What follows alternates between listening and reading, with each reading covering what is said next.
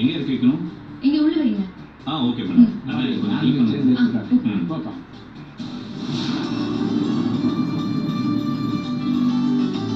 வாங்க வாங்க. ஏ அப்பா, என்ன துணி வச்சிருக்காங்க, வேலையே இருக்குன்னா இவ்வளோ தானே நடக்குது.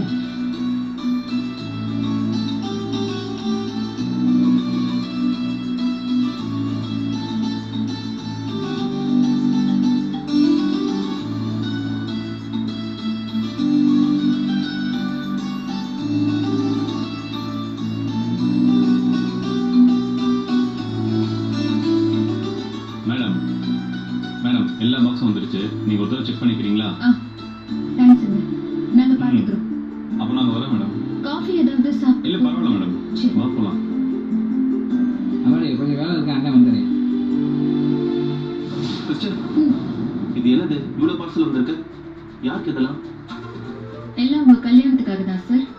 அதுக்குன்னு இவ்வளவு துணியா? நம்ம வீட்ல யாருக்கு கல்யாணம் நடந்தாலும் நம்ம கம்பெனி ஆளுங்களுக்கு புது துணி எடுத்து கொடுக்கறது வழக்கம். பொதுவா அது கல்யாணம் முடிஞ்சதுக்கு அப்புறம் தான் கொடுப்போம். ஆனா உங்க கல்யாணத்துல சூர்யா சார் இப்பவே கொடுத்துடலான்னு முடிவு பண்ணிருக்காரு. இப்பவே வா. ஏன் சிஸ்டர் அப்படி? ஒருவேளை இந்த கல்யாணம் நடக்காம... சொல்லுங்க சிஸ்டர், என்ன சொல்ல வந்தீங்க? ஒருவேளை இந்த கல்யாணம் நடக்காம போச்சுன்னா அதானே சொல்ல வந்தீங்க? சச்சா, யாராவது அபசகுனமா பேசுவாங்களா?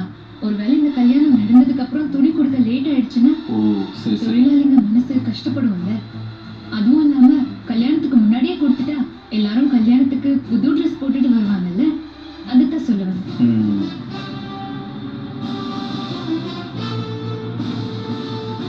அடி என்ன என்கிட்டயே வார்த்தை விளையாட்டு விளையாடுறியா?